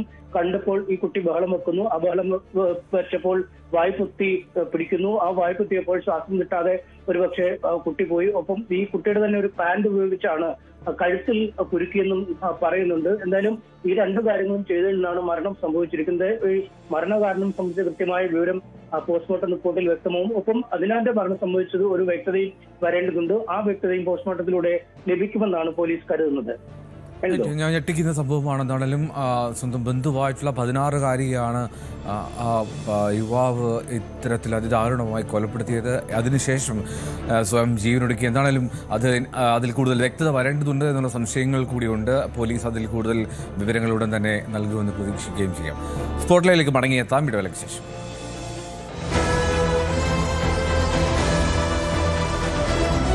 സ്മിത എൻ പിള്ളയ്ക്ക് അടിയന്തര ശസ്ത്രക്രിയ ആവശ്യമാണ്. ഇന്നലത്തെ ഇൻസിഡന്റ് പറഞ്ഞാല് ഇന്നലെ ആ കുട്ടികളെ ഗ്രേഡ് 8-ലെ കുട്ടികളെ ഞാൻ ലാബിൽ കൊണ്ടുവന്നിരുത്തി. അവര് 2 റോ ആയിട്ടാണ് ഇരിക്കുന്നത്. അപ്പം ഫസ്റ്റ് റോയില് ഞാൻ ചെക്ക് ചെയ്തിട്ട് സെക്കൻഡ് റോയില് ഈ കുട്ടി ഇരിക്കുന്ന ആ ഒരു സ്ഥലത്തെത്തിയപ്പോൾ അവൻ ഗെയിം കളിക്കാറാണ്. സാധാരണ അവൻ അങ്ങനെ ചെയ്യാറുണ്ട് ലാബില്. അപ്പൊ ഞാൻ അവനെ വിലക്കാറുണ്ട്. കാരണം ഒരു കുട്ടി ഗെയിം കളിക്കുന്നത് കണ്ടാൽ ബാക്കി എല്ലാവരും ഗെയിം കളിച്ചു തുടങ്ങും. പിന്നെ അവരുടെ വർക്കൊന്നും അവർ ചെയ്യാറില്ല. അപ്പോൾ അവൻ ഗെയിം കളിക്കുന്നത് ഞാൻ വിലക്കാറുണ്ട്. സാധാരണ അത് കഴിയുമ്പോൾ ഞാൻ വീണ്ടും അടുത്ത റൗണ്ടിന് പോയിട്ട് വരുമ്പോൾ അവൻ വീണ്ടും മിക്കവാറും ഗെയിമിൽ തന്നെ ആയിരിക്കും. അപ്പോഴും ഞാൻ ക്ലോസ് ചെയ്തിട്ട് പോകാറാണുള്ളത്. ഇന്നലെ അതുപോലെ അവൻ ഞാൻ ചെന്നപ്പോൾ ഗെയിം കളിക്കുകയാണ്. ഞാൻ ചെന്നപ്പോൾ മോട്ടർ ഓഫ് ചെയ്തു. ഞാനോട് മോട്ടർ ഓൺ ചെയ്യാൻ പറഞ്ഞിട്ട് അവൻ ചെയ്തില്ല. പിന്നെ അവനോട് നീങ്ങിയിരിക്കാൻ പറഞ്ഞിട്ട് ഞാൻ ഓൺ ചെയ്ത് നോക്കിയപ്പോൾ എന്തോ ഒരു സൈറ്റ് എടുത്ത് വെച്ചിട്ടുണ്ട്. ഗെയിമിംഗ് ആണ്. ഞാൻ അത് ക്ലോസ് ചെയ്തു. ഞാൻ പറഞ്ഞു ഞാൻ വീഡിയോ എടുത്തിട്ട് ഞാൻ ഇൻഫോം ചെയ്യും ടീച്ചേഴ്സിനെ അല്ലെങ്കിൽ LTA എന്ന് പറഞ്ഞു. അപ്പോൾ അത് കേട്ടപ്പോൾ അവൻ പെട്ടെന്ന് എണീറ്റിട്ട് എൻ്റെ ഫോൺ വാങ്ങിച്ച് ആദ്യം ഫോൺ എടുത്തു. അപ്പം ഞാൻ ഈ ഫോൺ എടുത്തെറിഞ്ഞ ഇതിൽ ഞാൻ ഫോണ് പൊട്ടിയോ എന്നുള്ള ഇതിൽ ആ ഒരു സൈഡിലോട്ട് നോക്കുന്ന സമയത്തിന് ഇവനെന്നെ പഞ്ച് ചെയ്ത് കഴിഞ്ഞു. പഞ്ച് ചെയ്തപ്പോൾ എനിക്ക് പെട്ടെന്ന് എവിടെ നിന്നാണ് ഈ ഇടി കിട്ടിയതെന്ന് എനിക്ക് വരുന്നില്ല. അപ്പോൾ എനിക്കൊന്നും ചെയ്യാൻ പറ്റുന്നില്ല, സ്റ്റക്ക് ആവുന്നില്ല. അതിനോടിടയ്ക്ക് അവൻ ഒരു 3-4 ഇടി എൻ്റെ മൂക്കിൽ ഇടിച്ചു. പിന്നെ ഞാൻ പെട്ടെന്ന് തിരിഞ്ഞപ്പോഴത്തേക്ക് തലയുടെ ബാക്ക് സൈഡിലും മുടി പിടിച്ച് വലിച്ചിട്ട് 2-3 ഇടി ഇടിച്ചു. പിന്നെ ഞാൻ അവിടെ നിന്ന് 3-4 ടീച്ചേഴ്സ് ഉണ്ടായിരുന്നു. അവരാണ് എന്നെ വലിച്ച് പുറത്തോട്ട് കൊണ്ടുപോയത്. ഞാൻ ആകെപ്പെടെ സ്റ്റക്കായിപ്പോയി. അത്രയും 4 ടീച്ചേഴ്സും അവിടെ ഉള്ളത് കൊണ്ടാണ് ഈ ഇൻസിഡന്റ് ഇതിൽ അവസാനിച്ചത്. അല്ലെങ്കിൽ അതിലും മേലെ പോയേനാ ചിലപ്പോ. കൂടുണ്ടായിരുന്ന ടീച്ചർമാര് ഭയപ്പെട്ട് ടീച്ചറിനെ കോരിയെടുത്തുകൊണ്ട് ആംബുലൻസ് വിളിച്ചു വരുത്തി അടുത്തുള്ള പബ്ലിക് ഹെൽത്ത് സെന്ററിലേക്ക് കൊണ്ടുപോയി. അപ്പോൾ അവിടെയുള്ള ട്രീറ്റ്മെന്റ് പരിമിതിയാണ്. കാരണം അവിടെ ഒരു ഫിസിഷ്യൻ മാത്രമേ ഉള്ളൂ. അവിടെ എക്സ്റേ സംവിധാനം ഒന്നുമില്ല. അപ്പം അതിനുവേണ്ടി അടുത്തുള്ള ഐലൻഡായ തിനദുവിലേക്ക് കൊണ്ടുപോയി. തിനദുവിൽ കൊണ്ടുപോയി കഴിഞ്ഞപ്പോഴാണ് ENTയെ കാണാനും എക്സ്റേ എടുത്തപ്പോൾ മൂക്കിന്റെ പാലത്തിന് പൊട്ടലുണ്ട്. അതിനുശേഷം CT എടുക്കണം എന്ന് പറഞ്ഞു. അത് ഇന്നാണ് CT എടുക്കാൻ കഴിഞ്ഞത്. അപ്പോൾ അത് തുടർന്ന് അതിന്റെ സർജറി 10 ദിവസത്തിനകത്ത് ചെയ്യണം. അതിന്റെ സംവിധാനം മാൽഡീവ്സിൽ ഇല്ലാത്തതുകൊണ്ട് ഇന്ത്യയിലേക്ക് തിരിച്ചു കൊണ്ടുവരണം എന്നുമാണ് ഡോക്ടറിന്റെ അഭിപ്രായം. അപ്പോൾ ഇതിന്റെ ഭാഗമായിട്ട് സ്കൂളിന്റെ നടപടി എന്ന് പറഞ്ഞു കഴിഞ്ഞാൽ അവർ പറഞ്ഞത് എത്രയും പെട്ടെന്ന് ടീച്ചർ തിനദുവിലുള്ളതുകൊണ്ട് തിനദുവിലെ പ്രിൻസിപ്പളിന് ഹാൻഡ് ഓവർ ചെയ്തുകൊണ്ട് ടീച്ചറിന്റെ തുണി ഈ ടീച്ചർമാരെ തന്നെ പാക്ക് ചെയ്ത് കയറ്റി വിട്ടാൽ മതി. എന്നിട്ട് ടീച്ചറിനെ അവിടുന്ന് നാട്ടിലേക്ക് കയറ്റി വിട്ടോളൂ, ടീച്ചർ ഇനി നാട്ടിൽ പൊക്കോട്ടെ എന്നുള്ള ഇതാണ് പ്രശ്നം അവർക്ക് സോൾവ് ചെയ്യാൻ വേണ്ടി. അല്ലാതെ ആ വേറെ സ്കൂളിന്റെ സൈഡിൽ നിന്ന് ഒരു ആക്ഷൻ എടുക്കുകയോ ഒന്നും തന്നെ ചെയ്തിട്ടില്ല. അപ്പൊ ഇന്ന് നമ്മളെ ഇന്ത്യൻ ഹൈ കമ്മീഷണർ ഓഫീസിൽ നിന്ന് നമ്മളെ ബന്ധപ്പെട്ടു. അപ്പൊ അവര് പറയുന്നത് അവരിതിനു വേണ്ടി എല്ലാ ഇതിലും സഹകരിക്കാം എന്നുള്ളതാണ്. അപ്പൊ അവര് മിനിസ്ട്രി ഓഫ് എഡ്യൂക്കേഷനുമായിട്ട് സംസാരിച്ചു. കാരണം ഇന്ത്യയിൽ നിന്ന് ഓൾമോസ്റ്റ് ഒരു 2000-ഓളം ആളുകൾ മാലദ്വീപ്സിൽ ജോലി ചെയ്യുന്നുണ്ട്. അതിലൊരു 75% കേരളത്തിൽ നിന്നുള്ളവരാണ്. അപ്പൊ ഇതുപോലെ ഇതിനു മുമ്പും പല ടീച്ചർമാർക്കും ദുരനുഭവങ്ങളും ഉണ്ടായിട്ടുണ്ട്. അപ്പോൾ സാധാരണ ഒരു അനുഭവം ഉണ്ടാകുമ്പോൾ മിനിസ്ട്രി ഓഫ് എഡ്യൂക്കേഷൻ ചെയ്യുന്നത് അവിടെ നിന്ന് ആ ടീച്ചറെ അങ്ങ് നാട് കടത്തും. അപ്പൊ ഈ ഇഷ്യൂ അവിടെ വെച്ച് ഇതാവുകയാണ്. ഇതൊന്നും അറിയാതെയാണ് ഇവിടുന്ന് വീണ്ടും ആളുകൾ അവിടേക്ക് ടീച്ചിങ് എന്ന് പറഞ്ഞ ഒരു പ്രൊഫഷനിലേക്ക് പോകുന്നത്. കാരണം അവിടെ കുട്ടികളെ നമുക്ക് വഴക്ക് പറയാനോ ഒന്നും തന്നെ പാടില്ല. അപ്പോൾ കുട്ടികൾ പക്ഷെ ഭയങ്കരമായ അരഗണ്ടാണ്. അരുൺ മോഹൻ കൂടുതൽ വിവരം നൽകും. അരുൺ, ഇപ്പോൾ അദ്ദേഹം സൂചിപ്പിച്ച പോലെ മാലദ്വീപിലെ അധ്യാപക സമൂഹത്തിൽ വലിയൊരു പങ്കും മലയാളികളാണ്. അപ്പോൾ ഇത്തരത്തിലൊരു സംഭവമൊക്കെ അപൂർവമാണെങ്കിൽ പോലും അവിടെ അത്തരം ആക്രമണം നടത്തിയ ആ വിദ്യാർത്ഥിക്കെതിരെ അങ്ങനെ പരാതി നൽകിയിട്ടില്ലേ? കേസ് എന്തായി? ഇനി ഈ ടീച്ചറെ നാട്ടിലേക്ക് കൊണ്ടുവരാനുള്ള ശ്രമങ്ങൾ, അതിന് പച്ചക്കൊടി പൂർണ്ണമായിട്ടുമായോ? നമുക്ക് മനസ്സിലാക്കാൻ കഴിയുന്നതനുസരിച്ച് ഇപ്പോഴും ഈ പറയുന്ന സ്മിത, ചെങ്ങന്നൂർ സ്വദേശിയായ സ്മിത ഇപ്പോഴും ചികിത്സയിലാണ്. ഇദ്ദേഹത്തെ ഇന്ന് ആശുപത്രിയിൽ നിന്ന് ഡിസ്ചാർജ് ചെയ്ത് കഴിഞ്ഞാൽ തീർച്ചയായും അദ്ദേഹത്തിന്റെ ആശുപത്രിയിൽ അദ്ദേഹത്തിന്റെ സങ്കേതത്തിലേക്ക്, ഇപ്പോൾ മാലദ്വീപിന്റെ സങ്കേതത്തിലേക്ക് എത്തും എന്നുള്ളതാണ് നമുക്ക് മനസ്സിലാക്കാൻ കഴിയുന്നത്.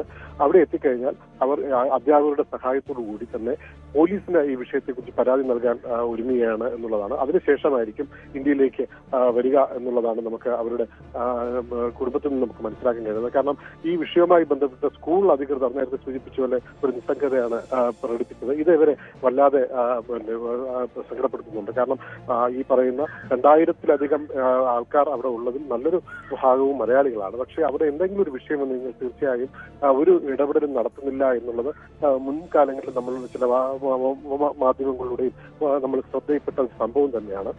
അത് തന്നെയാണ് ഇപ്രാവശ്യം വീണ്ടും മറ്റൊരു ഈ ഒരു കുട്ടിയുടെ ആക്രമണം വന്നിട്ട് ഇതുവരെ സ്കൂൾ അധികൃതർ ഒന്നും തന്നെ ഒരു പ്രതികരണമോ അല്ലെങ്കിൽ വേണ്ട സഹായങ്ങളോ ഒന്നും ചെയ്തില്ല. ഇവരുടെ ഒരു ഇടപെടലിന്റെ ഭാഗമായാണ് ഇപ്പോൾ ഹൈക്കമ്മീഷനെ സമീപിച്ചത്. പക്ഷേ അതിൽ നിന്നൊരു നേരത്തെ സൂചിപ്പിച്ച പോലെ ഒരു അനുകൂലമായ ഒരു പ്രതികരണം തന്നെയാണ് ഉണ്ടായത്. വേണ്ട നടപടികൾ സ്വീകരിക്കാൻ കൂടെ ഉണ്ടാകും എന്നുള്ളൊരു ഉറപ്പ് നൽകുന്നുണ്ടെങ്കിലും ഈ പറയുന്ന പരാതി നൽകിയതിനു ശേഷം മാത്രമായിരിക്കും ഇതിന്റെ മറ്റു തുടർ നടപടിയിലേക്ക് പോകുന്നത്. എത്രയും വേഗം 10 ദിവസത്തെ ഒരു കാലാവധിയാണ് ഡോക്ടർമാർ പറഞ്ഞത്. അതിനടുത്ത് ഇവർക്ക് ശസ്ത്രക്രിയ നടത്തണം. നമുക്കൊക്കെ അറിയാവുന്നതുപോലെ മാലിയിൽ അത്ര ഒരു സാങ്കേതിക വിദ്യയുള്ള അല്ലെങ്കിൽ അത്ര ഒരു ഫെസിലിറ്റീസ് ഉള്ള ഒരു ഹോസ്പിറ്റലൊന്നും അവിടെ ഇല്ല. അവിടെയുള്ളവർ പോലും നമ്മുടെ തിരുവനന്തപുരം മെഡിക്കൽ കോളേജിൽ ഉൾപ്പെടെ ആശ്രയിക്കുന്ന ഒരു പശ്ചാത്തലം ഉള്ളപ്പോൾ തീർച്ചയായും ഇവിടെ തന്നെ അതിനൊരു ശസ്ത്രക്രിയ നടത്തുമെന്നുള്ളതാണ് അവിടെയുള്ള വിദഗ്ധ ഡോക്ടർമാരുടെ നിർദ്ദേശം. അതിന്റെ ഭാഗമായി തന്നെ അവർ ഇങ്ങോട്ട് വരാൻ തയ്യാറുമാണ്. അത് 10 ദിവസത്തിനകത്ത് ചെയ്യണമെന്നുള്ളതാണ്. ഇതിനിടയിൽ ഇവർക്ക് വരാനുള്ള ഒരു സാഹചര്യം ഒരുക്കണം. ഒപ്പം കുടുംബം ഇപ്പോൾ MP ഉൾപ്പെടെ പരാതി നൽകിക്കൊണ്ട്, സുരേഷ് ഗോപിക്ക് ഉൾപ്പെടെ പരാതി നൽകിക്കൊണ്ട് ഇതിനൊരു ഇടപെടൽ നടത്തണമെന്നുള്ള നീക്കത്തിലേക്ക് നീങ്ങുന്നുണ്ട്. എൽദോ, അരുൺ, ഇനി ഈ ഇവരുടെ ആരോഗ്യനില തൃപ്തികരമാണെന്ന് കരുതാം. പക്ഷേ സർജറി വേണമെന്ന് പറയുന്നുണ്ടല്ലോ കൂടുതൽ വിദഗ്ധമായിട്ട്. അപ്പോൾ അതിന് അടിയന്തരമായി തന്നെ ഇന്ത്യയിലേക്ക് എത്തിക്കാനുള്ള ശ്രമമല്ലേ ആ വീട്ടുകാർ നടത്തുന്നത്? അപ്പോൾ അതിന് അനുകൂലമായിട്ടുള്ള സാഹചര്യം ഒരുങ്ങുന്നുണ്ടോ? തീർച്ചയായും അവർക്ക് അടിയന്തര ശസ്ത്രക്രിയ തന്നെ വേണ്ടത്. നേരത്തെ സ്മിത പങ്കുവച്ചതുപോലെ മുഖത്ത് ഏറ്റ മുറിവിൽ പൊട്ടലുണ്ട്. മുഖത്തെ മൂക്കിന് ഭാഗത്ത് വരുന്ന എല്ലിന് പൊട്ടലുണ്ട്. അടിയന്തരമായി ശസ്ത്രക്രിയ ചെയ്യണമെന്ന് തന്നെയാണ് പറയുന്നത്. അത് എത്രയും വേഗം അവിടെ ചെയ്യാൻ കഴിയില്ല എന്നുള്ളത് ഇവർക്ക് ബോധ്യമാണ്. അതുകൊണ്ട് എത്രയും വേഗം ഇവിടെ എത്തിക്കുക എന്നുള്ളതിൽ നീക്കത്തിൽ തന്നെയാണ് കുടുംബം നിൽക്കുന്നത്. കാരണം ഒരു ഈ പറഞ്ഞതുപോലെ രാജ്യാന്തര വിഷയമായതിനാൽ ചില ഈ പറയുന്ന കേസ് ഉൾപ്പെടെയുള്ള പോകണം. അതിന് തീർച്ചയായും ഇന്ത്യയുടെ ഭാഗത്തു നിന്നുള്ളൊരു നീക്കവും വേണം. അത് ഈ പറയുന്ന സാധാരണ കുടുംബമാണ്. അവർക്ക് വേണ്ട സംരക്ഷണം ഒരുക്കേണ്ടതും അധികൃതരാണ്. എന്തായാലും പരാതിയുമായി അദ്ദേഹത്തെ സൂചിപ്പിച്ചതുപോലെ MP ഉൾപ്പെടെ പരാതി നൽകിക്കൊണ്ട്, അല്ലെങ്കിൽ ഇവിടെ മുഖ്യമന്ത്രിക്കൊക്കെ പരാതി നൽകിക്കൊണ്ട് ഈ വിഷയത്തിൽ ഇടപെടണം എന്നുള്ള വിഷയത്തിലേക്ക് കുടുംബം മുന്നോട്ട് പോവുകയാണ്. അത് ഒരു നീക്കം ഉണ്ടായാൽ മാത്രമേ കാര്യങ്ങളൊക്കെ എത്രയും വേഗം സുഗമമാകൂ എന്നുള്ള വിശ്വാസവും അവർക്കുണ്ട്. എന്തായാലും അവിടെയുള്ള നല്ലൊരു സമൂഹമുള്ള അധ്യാപകർ, അവരാണ് ഈ വിഷയം പുറത്തു കൊണ്ടുവന്നത്. ഈ ഒരു വിഷയത്തെ മലയാളി അധ്യാപകർ, അവരുടെ ഒരു സംഘടന തന്നെയാണ് ഈ വിഷയത്തെ കൊണ്ടുവന്നത്. അല്ലെങ്കിൽ ഒരുപക്ഷെ അവർക്ക് ഈ ഒരു പിന്തുണ പോലും ലഭിക്കില്ല. ഒരുപക്ഷെ ഇത് കേരളത്തിലോ ഇന്ത്യയിലോ ആയിരുന്നെങ്കിൽ പോലും ഇത്തരത്തിലാകുമ്പോൾ ധാരാളം ഏതൊരു വിധത്തിലായാലും അവർക്ക് വേണ്ട ഒരു സംരക്ഷണവും ആശ്വാസവും കിട്ടും. പക്ഷെ അവിടെ മറ്റൊരു രാജ്യത്തേക്കും ഉണ്ടാകുന്നൊരു ബുദ്ധിമുട്ട് അതവർ നേടുന്നുണ്ടെങ്കിലും മലയാളികളായ അല്ലെങ്കിൽ ഇന്ത്യക്കാരായ ഒരു കൂട്ടം അധ്യാപകരുടെ പിന്തുണ മാത്രമാണ് അവർക്കിപ്പോൾ ഉള്ളത്. അതേസമയം അവിടുത്തെ ഭരണകൂടമോ സംവിധാനങ്ങളോ അവർക്ക് വേണ്ടുള്ള പിന്തുണ ആയിട്ടില്ല എന്നുള്ളതും നമുക്ക് വളരെ ശ്രദ്ധാപൂർവ്വം ശ്രദ്ധിക്കേണ്ട ഒരു കാര്യമാണ്. എൽദോ, ശരി അരുൺ, എന്താണെങ്കിലും അപലപനീയമായിട്ടുള്ള സംഭവമാണ് അവിടെ മാലദ്വീപിൽ നടന്നത്. അധ്യാപിക അവിടെ വിദ്യാർത്ഥിയുടെ മർദ്ദനമേറ്റ് അവിടെ ആരോഗ്യസ്ഥിതി മോശമായി ആശുപത്രിയിലാണ്. മലയാളിയാണ്. അരുൺ മോഹനാണ് ഇതിന് കൂടുതൽ വിവരം നൽകിയത്. നാട്ടിലേക്ക് എത്തിക്കാനുള്ള ശ്രമങ്ങൾ തുടരുകയാണ്. ഭൂട്ടാൻ വാഹനക്കടത്ത് കേസിൽ ഭൂട്ടാൻ കസ്റ്റംസ് സംഘം കൊച്ചിയിലേക്ക് ഇൻഡോ ഭൂട്ടാൻ സംയുക്ത കസ്റ്റംസ് ഗ്രൂപ്പ് യോഗം ചേരും. ഇരു രാജ്യങ്ങളും വാഹന കള്ളക്കടത്തുമായി ബന്ധപ്പെട്ട് ശേഖരിച്ച വിവരങ്ങൾ ചർച്ചയാകും. കേസിൽ ദീപക് പട്ടോവാരിക്ക് ജാമ്യമില്ല. എറണാകുളം സെഷൻസ് കോടതി ജാമ്യാപേക്ഷ തള്ളി. ആജ്ഞ രവീന്ദ്രൻ കൂടുതൽ വിവരങ്ങൾ നൽകും. ആജ്ഞ, ഈ ഭൂട്ടാനിൽ നിന്ന് ഇത്തരത്തിൽ വാഹനങ്ങൾ കടത്തുന്ന സംഭവം അത് വലിയ തോതിൽ ചർച്ച ചെയ്താണ്. അതിൽ ചലച്ചിത്ര താരങ്ങൾ ഉൾപ്പെടെ പല സാഹചര്യത്തിലും വരുന്ന ലിസ്റ്റിൽപ്പെടുന്ന സാഹചര്യമൊക്കെ ഉണ്ട്. അപ്പോൾ എന്താണ് ഈ ഭൂട്ടാൻ വാഹനക്കടത്തിൽ ഈ കസ്റ്റംസ് സംഘം കൊച്ചിയിലേക്ക് എത്തി അവർ എങ്ങനെയാണ് പരിശോധന? ഈ പറയുന്ന നേരത്തെ വന്ന പേരുകളിലേക്കൊക്കെ അന്വേഷണം വീണ്ടും പോകുമോ?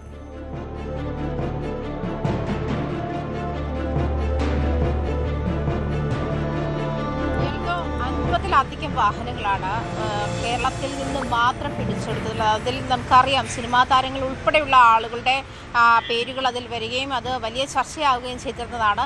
ഓപ്പറേഷൻ നുംകോറിന്റെ ഭാഗമായി കസ്റ്റംസ് നടത്തിയ പരിശോധനയിൽ നടത്തിയ അറസ്റ്റ്, ആ അറസ്റ്റിലാണ് ബംഗാൾ സ്വദേശിയായ വിശ്വദാസ് ദീപിനെ അറസ്റ്റ് ചെയ്യുന്നത്. ആ ഒരു സാഹചര്യത്തിൽ അയാളോടൊപ്പമാണ് ഈ ദീപക് പട്ടോവാരിയെയും അറസ്റ്റ് ചെയ്യുന്നത്. അങ്ങനെയുള്ള ഒരു സാഹചര്യത്തിൽ ഇദ്ദേഹം ജാമ്യത്തിനായി അപേക്ഷ സമർപ്പിച്ചിരുന്നു സെഷൻസ് കോടതിയിൽ. പക്ഷേ മാർച്ച് 13 ദീപക് പട്ടോവാരി കീഴടങ്ങണമെന്നായിരുന്നു കോടതി നിർദ്ദേശം. പക്ഷേ മാർച്ച് 13 ദീപക് പട്ടോവാരി കീഴടങ്ങിയില്ല.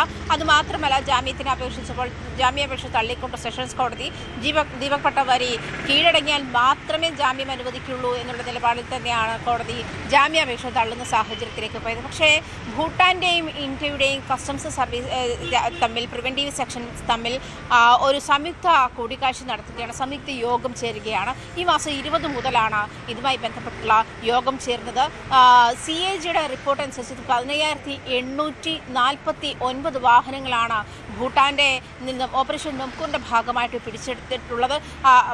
ഈ അനധികൃതമായി രജിസ്റ്റർ ചെയ്തിട്ടുള്ളത് മാത്രമല്ല, ഇത്തരത്തിൽ എഞ്ചിന്റെ അതുപോലെ ചേസിസ് നമ്പറിന്റെയും ഒക്കെ അടിസ്ഥാനത്തിൽ അതിൽ വ്യാജരേഖ ചമച്ചിട്ട് തന്നെയാണ് ഇത്തരം വാഹനങ്ങൾ കടത്തിയിട്ടുള്ളതും ഇത്തരം വാഹനങ്ങളാണ് കൂടുതൽ രജിസ്റ്റർ ചെയ്തിട്ടുള്ളതും എന്നുള്ള കണ്ടെത്തലുണ്ട്. ഇത് ഭൂട്ടാന്റെയും ഇന്ത്യയുടെയും കസ്റ്റംസ് സർവീസുകൾ തമ്മിൽ അവർക്ക് ലഭിച്ചിരിക്കുന്ന വിവരങ്ങളുടെ അടിസ്ഥാനത്തിലാണ് ഈ യോഗം ചേരുകയും അതിൽ തുടർ നടപടികൾ എന്തൊക്കെ ചെയ്യാമെന്നുള്ള കാര്യമാണ് പരിശോധിക്കുന്നത്. അതേസമയം ഈ നേരത്തെ കസ്റ്റംസ്, അതായത് കൊച്ചിയിൽ നിന്നുള്ള കസ്റ്റംസ് നടത്തിയ പരിശോധനയുടെ ഭാഗമായിട്ടാണ് ഈ 5 പേരെ ബംഗാൾ സ്വദേശിയും അതുപോലെ ദീപക് പട്ടോവാരി ഉൾപ്പെടെയുള്ള 4 അസമീസിനെയും പിടികൂടിയത്. ദീപക് പട്ടോവാരി അസമിലെ ഒരു ജില്ലാ ട്രാൻസ്പോർട്ട് ഓഫീസറാണ് എന്നുള്ളതാണ് ഏറ്റവും പ്രധാനം. അയാളെ ഉപയോഗിച്ചിട്ടാണ് ഇത്രയധികം വ്യാജരേഖകൾ ചമച്ചതും സർക്കാർ രേഖകൾ ഉൾപ്പെടെയുള്ള കാര്യങ്ങൾ ദീപക് പട്ടോവാരിയുടെ നേതൃത്വത്തിലാണ് ചമച്ചതുമെന്നാണ് കസ്റ്റംസ് കണ്ടെത്തിയിരിക്കുന്നത്. ആ ഒരു സാഹചര്യത്തിൽ തന്നെ ദീപക് പട്ടോവാരിക്ക് ജാമ്യം നൽകുക എന്നുള്ള കാര്യത്തിൽ തന്നെ ആലോചന വേണമെന്നുള്ള കാര്യം കസ്റ്റംസ് നേരത്തെ അറിയിച്ചിരുന്നതുമാണ്. ഈ ദീപക് പട്ടോവാരിയുടെ മാർച്ച് 13 കീഴടങ്ങണമെന്ന് കോടതി, 13 മുൻപ് കീഴടങ്ങണമെന്ന് കോടതി നിർദ്ദേശമുണ്ടായത്. പക്ഷേ അത് അദ്ദേഹം അനുസരിച്ചില്ല. അതേ തുടർന്ന് ജാമ്യാപേക്ഷ കോടതിയിലെത്തിയപ്പോഴാണ് കീഴടങ്ങാതെ ജാമ്യം നൽകില്ല എന്നുള്ള നിലപാടിൽ കോടതി എത്തിച്ചേർന്നത്. എന്തായാലും ദീപക് പട്ടോവാരിയുടെ ജാമ്യാപേക്ഷ തള്ളിയിരിക്കുന്ന ഒരു സാഹചര്യം തന്നെയാണ് നിലവിലുള്ളത്. അതേസമയം തന്നെ ഏറ്റവും പ്രധാനം ഇൻഡോ ഭൂട്ടാൻ കസ്റ്റംസ് ഓഫീസർമാർ തമ്മിലുള്ള കൂടിക്കാഴ്ചയാണ് ഈ 20-ാം തീയതി മുതൽ നടക്കാൻ തീരുമാനിച്ചിരിക്കുന്നത്. ഇതും വളരെ നിർണായകമാണ്. പ്രത്യേകിച്ചും ഈ വ്യാജരേഖകൾ ഉൾപ്പെടെയുള്ള കാര്യങ്ങൾ. അത് മാത്രമല്ല, ഇന്ത്യയിൽ നിന്നും കയറ്റുമതി ചെയ്ത ശേഷം വീണ്ടും ഇറക്കുമതി ചെയ്ത വാഹനങ്ങളിലും ഉണ്ടാക്കിയിരിക്കുന്ന വ്യാജരേഖകൾ തുടങ്ങിയ കാര്യങ്ങളൊക്കെ ചർച്ചയാകും. ഇതിനെന്ത് നടപടികൾ സ്വീകരിക്കണമെന്നുള്ള കാര്യവും പ്രധാനമായും ഇരു രാജ്യങ്ങളുടെയും കസ്റ്റംസ് പ്രിവന്റീവ് വിഭാഗം തമ്മിൽ ആലോചിച്ച് തീരുമാനമെടുക്കുമെന്നാണ് മനസ്സിലാക്കാൻ കഴിയുന്നത്. ആജ്ഞ, ഈ ഓപ്പറേഷൻ നുംകോർ അത് നമ്മൾ ഒരുപാട് ചർച്ച ചെയ്തതാണ്. അപ്പോൾ അതേ തുടർന്നാണല്ലോ ഈ സംഭവങ്ങൾ മുഴുവൻ പുറത്തേക്ക് വരുന്നത്. അപ്പോൾ ഈ ഇന്ത്യയുടെയും ഭൂട്ടാന്റെയും കസ്റ്റംസ് സംഘം സംയുക്തമായി യോഗം ചേരുമ്പോൾ എങ്ങനെ ഈ ആഡംബര വാഹനക്കടത്ത് തടയാം എന്നുള്ള ഒരു ഫൈനൽ ഒരു തീരുമാനങ്ങളിലേക്ക് എങ്ങനെ ഒരു ചട്ടക്കൂടുണ്ടാക്കുക, ഇത് പൂർണ്ണമായിട്ടും എങ്ങനെ അടയ്ക്കാൻ കഴിയും എന്നുള്ള ഒരു കാര്യങ്ങൾ രൂപീകരിക്കാൻ കഴിയുമെന്നാണ് പ്രതീക്ഷിക്കുന്നത്?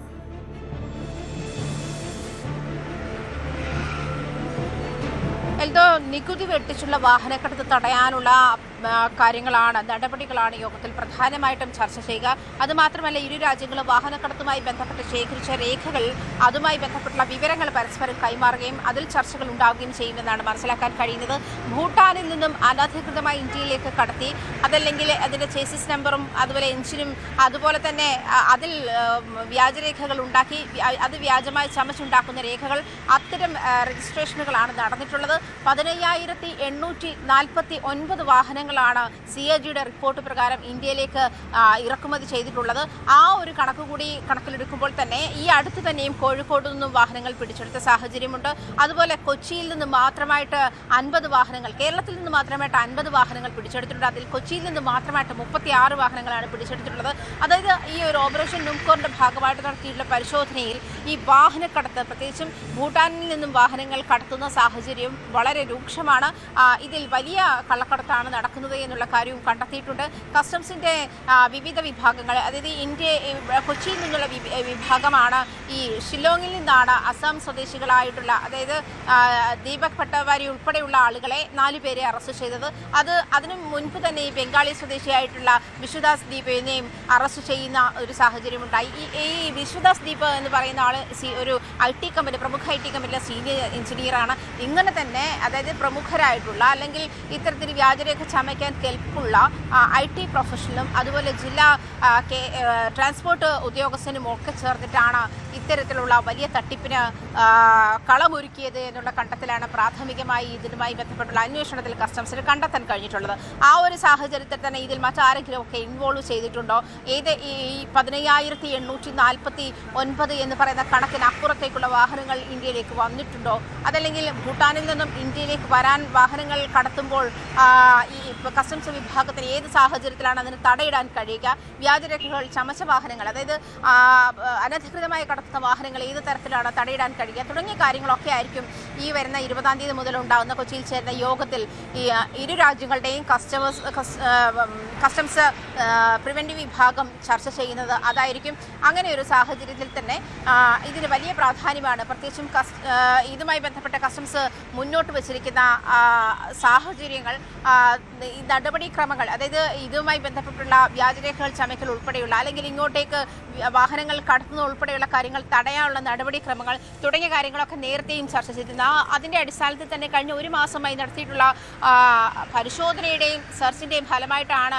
ഈ 5 പേരെ കസ്റ്റഡി എടുക്കാൻ കഴിഞ്ഞിരുന്നത്. അത് കൊച്ചി കസ്റ്റംസ് വിഭാഗമാണ് ഈ 5 പേരെ കസ്റ്റഡിയിൽ എടുത്തിട്ടുള്ളതും. തുടർന്നുണ്ടായ പരിശോധനയിൽ ആണ് ഇരു വിഭാഗങ്ങളും തമ്മിലുള്ള ചർച്ചയിലേക്കും ഇവർക്ക് കൊച്ചിയിൽ അല്ലെങ്കിൽ കസ്റ്റംസിന് ലഭിച്ചിട്ടുള്ള വിവരങ്ങൾ ഭൂട്ടാനിൽ നിന്നുള്ള കസ്റ്റംസ് ഉദ്യോഗസ്ഥർക്ക് കൈമാറുക എന്നുള്ള ഒരു കാര്യത്തിലേക്കും കടക്കുന്നത്. എൽദോ, ശരി. എന്താണെങ്കിലും ഇൻഡോ ഭൂട്ടാൻ കസ്റ്റംസിന്റെ സംയുക്തമായിട്ടുള്ള യോഗത്തിൽ ഈ ശ്രമങ്ങളെല്ലാം ഉണ്ടാകുമെന്നാണ് ആജ്ഞ വിവരങ്ങൾ നൽകുന്നത്.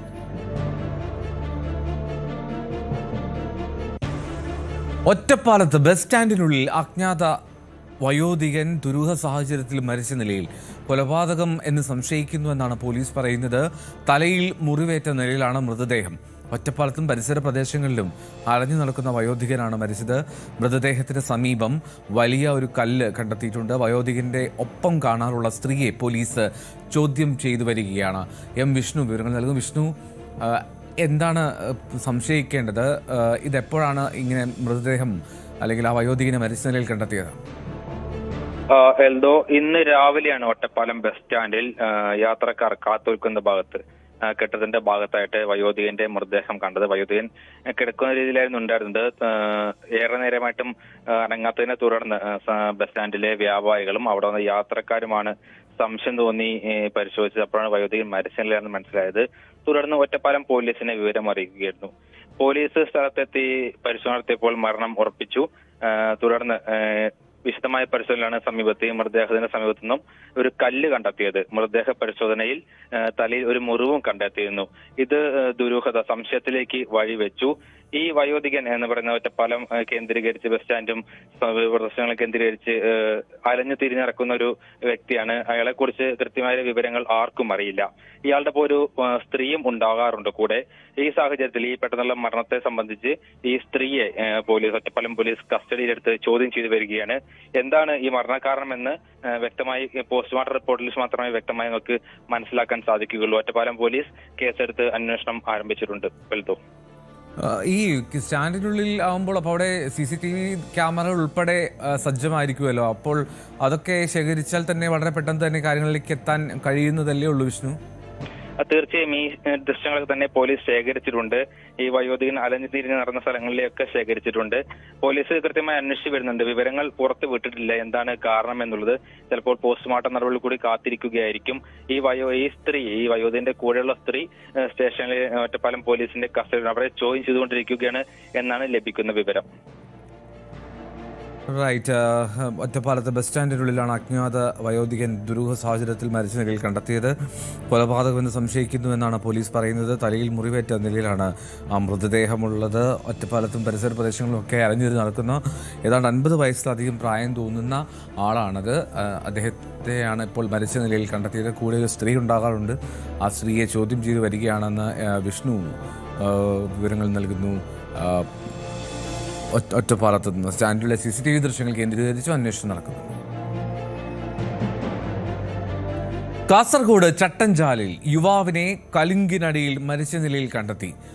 മണ്ടലിപ്പാറ സ്വദേശിയായിട്ടുള്ള കബീറിനെയാണ് ദുരൂഹ സാഹചര്യത്തിൽ മരിച്ച നിലയിൽ കണ്ടെത്തിയത്. ലഹരി ഉപയോഗിച്ചിരുന്ന ഇയാളെ ഏതെങ്കിലും സംഘങ്ങൾ അപായപ്പെടുത്തിയതാണ് എന്ന സംശയം നാട്ടുകാർ ഉന്നയിക്കുന്നുണ്ട്. മൃതദേഹത്തിൽ കല്ലിച്ച പാടുകൾ, ചതഞ്ഞ പാടുകൾ ഉൾപ്പെടെ സംശയാസ്പദമായിട്ടുള്ള അടയാളങ്ങളും കണ്ടെത്തിയിട്ടുണ്ട്. പോലീസ് നായയും വിരലടയാള വിദഗ്ധരും സ്ഥലത്തെത്തി പരിശോധന നടത്തുന്നുണ്ട്. KV ബൈജു കൂടുതൽ വിവരങ്ങൾ നൽകും. ബൈജു, ദുരൂഹതയുണ്ടല്ലോ ആദ്യ ദൃഷ്ടിയിൽ തന്നെ? തീർച്ചയായും എന്തോ പ്രാഥമികമായി അങ്ങനെയാണ് നിഗമനം പോലീസ് അങ്ങനെയാണ് പങ്കുവെക്കുന്നത്. അതായത് മേൽപ്പറമ്പ് പോലീസ് സ്റ്റേഷൻ പരിധിയിലെ ഞാണിക്കൽ റോഡിലാണ് ഇത്തരത്തിൽ കലുങ്കിനടിയിൽ ദുരൂഹ സാഹചര്യത്തിൽ യുവാവിനെ മരിച്ച നിലയിൽ കണ്ടെത്തിയത്. ഇയാളുടെ പേര് ലോറി ഡ്രൈവറാണ്. ഇയാളുടെ പേര് കബീർ എന്നാണ്. ഈ ലഹരി ഉപയോഗിച്ചിരുന്ന ഇയാളെ ഏതെങ്കിലും സംഘങ്ങൾ അപായപ്പെടുത്തിയതാണെന്ന ഒരു സംശയമാണ് പോലീസ് പങ്കുവെക്കുന്നത്.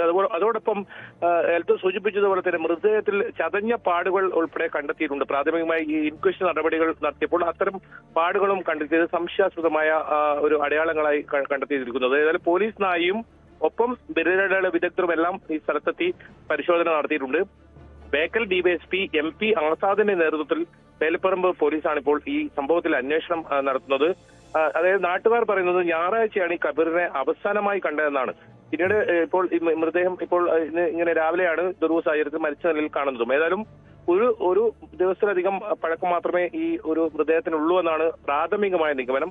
എന്തായാലും ഈ വിഷയത്തിൽ അന്വേഷണം ഊർജിതമായി ഇപ്പോൾ പോലീസ് ആരംഭിച്ചിട്ടുണ്ട്. എന്തോ ബൈജു, ഇയാളോട് വൈരാഗ്യമുള്ള ആരെങ്കിലും അല്ലെങ്കിൽ അത്തരം സാഹചര്യമോ എന്തെങ്കിലും ഇയാളുമായി പരിചയമുള്ള ആളുകൾ പങ്കുവെക്കുന്നുണ്ടോ? കാരണം ഞായറാഴ്ച കാണാതായി എന്നല്ലേ പറഞ്ഞത്. അപ്പോൾ അത്തരത്തിലേതെങ്കിലും സാഹചര്യത്തെ പറ്റി പോലീസ് അന്വേഷിക്കുന്നുണ്ടോ?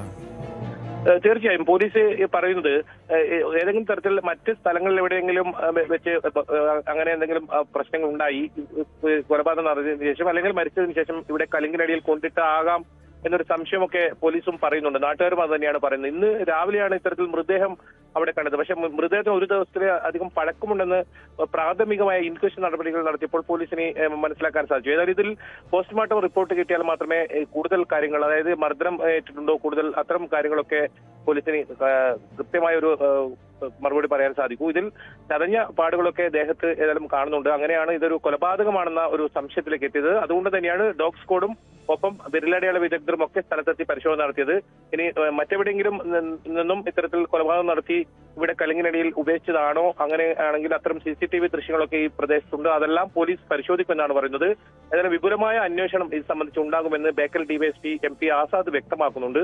ഇന്ന് രാവിലെയാണ് ഇങ്ങനെ കബീറിന്റെ മൃതദേഹം ഈ കലുങ്കിനടിയിൽ ഇത്തരത്തിൽ ദുരൂഹ സാഹചര്യത്തിൽ മരിച്ചതിൽ കണ്ടെത്തിയത്. എൽദോ, ഇയാൾ ലഹരി ഉപയോഗിച്ചിരുന്ന ആളാണെന്ന് കൂടി പറയുന്നുണ്ടല്ലോ. അപ്പോൾ അത് നേരത്തെ ഇത്തരത്തിൽ അനുഭവങ്ങളുണ്ടോ? എന്തുകൊണ്ടാണ് അങ്ങനെ ഒരു സ്റ്റേറ്റ്മെന്റ് നാട്ടുകാർ ഉന്നയിക്കാൻ കാരണം? എൽദോ, നാട്ടുകാരാണ് ഇത്തരത്തിലൊരു വിവരം പോലീസിനോട് പങ്കുവെച്ചത്. ഇയാൾ ലഹരിക്ക് അടിമയാണെന്ന തരത്തിലാണ് പോലീസിന് നൽകിയിരിക്കുന്ന മൊഴി. നാട്ടുകാർ അങ്ങനെയാണ് പറയുന്നത്. അങ്ങനെയാണെങ്കിൽ ലഹരി ഉപയോഗിക്കുന്നതുമായി ബന്ധപ്പെട്ട് എവിടെന്നെങ്കിലും തർക്കമുണ്ടായോ, അത്തരം കാര്യങ്ങളാണ് പോലീസ് പ്രധാനമായും പരിശോധിക്കുന്നത്. ഇത് നാട്ടുകാരുടെ ഒരു സംശയം അല്ലെങ്കിൽ അങ്ങനെ ഒരു മൊഴി നാട്ടുകാരുടെ ഭാഗത്തും ഉണ്ടായിട്ടുണ്ട്. അതുകൊണ്ടാണ് അത്തരത്തിലുള്ള ഒരു കാര്യം പോലീസ് അന്വേഷിക്കുന്നതും. എന്തായാലും ഇതിൽ പ്രതികളെ ഉടൻ പിടികൂടാനാകും. അങ്ങനെ ഒരു കൊലപാതകമാണെങ്കിൽ പിടികൂടാനാകുമെന്ന് തന്നെയാണ് പോലീസ് പ്രധാനമായും പറയുന്നത്. കാരണം ഇദ്ദേഹത്തിന്റെ സുഹൃത്തുക്കൾ അതല്ലെങ്കിൽ ഇത്തരം ലഹരി ഉപയോഗിക്കുന്ന സംഘങ്ങൾ, ഒരുമിച്ചിരുന്ന സംഘങ്ങൾ അങ്ങനെ ഏതെങ്കിലും ഉണ്ടെങ്കിൽ അവരെ കുറിച്ചും പോലീസ് അന്വേഷണം ആരംഭിച്ചിട്ടുണ്ട്. ഇക്കാര്യത്തിൽ പോസ്റ്റ്മോർട്ടം റിപ്പോർട്ടായിരിക്കും ഇതിൽ പ്രധാനം. ഇത് കൊലപാതകമാണോ അതല്ല സ്വാഭാവിക മരണമാണോ എന്ന കാര്യത്തിൽ ഒരു വ്യക്തത വന്നിട്ടില്ല. പ്രാഥമികമായാണ് ഇങ്ങനെ ചതഞ്ഞ പാടുകളും അത് മാത്രമല്ല ഇങ്ങനെ ഒരു സ്ഥലത്ത് മൃതദേഹം കണ്ടെത്തിയത് കൊണ്ടാണ് പോലീസിന് പ്രാഥമികമായ ഒരു സംശയം ഇതിൽ വന്നത്. പോസ്റ്റ്മോർട്ടം റിപ്പോർട്ട് കിട്ടിയാൽ മാത്രമേ ഇതിൽ ഒരു വ്യക്തത ഉണ്ടാകൂ. എൽദോ. ശരി, KV ബൈജു ആണ് വിവരങ്ങൾ നൽകിയത്. എന്നാലും അവിടെ കാസർഗോഡാണ് ഇത്തരത്തിലൊരു സംഭവം കണ്ടത്. ലഹരി ഉപയോഗിച്ചിരുന്നു എന്നാണ് പറയുന്നത്. കബീർ എന്ന ആൾ, അദ്ദേഹം ഒരു ലോറി ഡ്രൈവറാണ്. ചട്ടഞ്ചാലിലാണ് കലുങ്കിനടിയിൽ കബീറിനെ മരിച്ച നിലയിൽ കണ്ടെത്തുന്നത്. മണ്ഡലിപ്പാറ സ്വദേശിയാണ്. ദുരൂഹ സാഹചര്യമായിട്ടാണ് ആ മൃതദേഹം കണ്ടെത്തിയതെന്ന് പറയുമ്പോൾ അതിൽ മർദ്ദനമേറ്റത് എന്ന് തോന്നിപ്പിക്കുന്ന തരത്തിലുള്ള ചതവിൻ്റെ പാടുകളൊക്കെ ഉണ്ട്, കരിവാളിച്ച പാടുകളുണ്ട്. ഇതൊക്കെയാണ് സംശയാസ്പദമായിട്ടുള്ള സാഹചര്യമായി തന്നെ അവിടുത്തെ നാട്ടുകാർക്കും പോലീസിനുമൊക്കെ തോന്നുന്നത്. പോലീസ് സംഘം അവിടെ ക്യാമ്പ് ചെയ്യുന്നുണ്ടായിരുന്നു. പോലീസ് നായ, വിരലടയാള വിദഗ്ധർ ഇവരൊക്കെ സ്ഥലത്തെത്തിച്ച് കാര്യങ്ങൾ പരിശോധിക്കുകയും ചെയ്യുന്നുണ്ട്. എന്നാലും അതിൽ എന്താണ് സംഭവിച്ചത് എന്നുള്ളതിൽ കൂടുതൽ വ്യക്തത ഉടൻ തന്നെ വരുമെന്ന് പ്രതീക്ഷിക്കുന്നു. സ്പോട്ട് ലൈവിൻ്റെ സമയം പൂർണ്ണമാവുകയാണ്. നമസ്കാരം.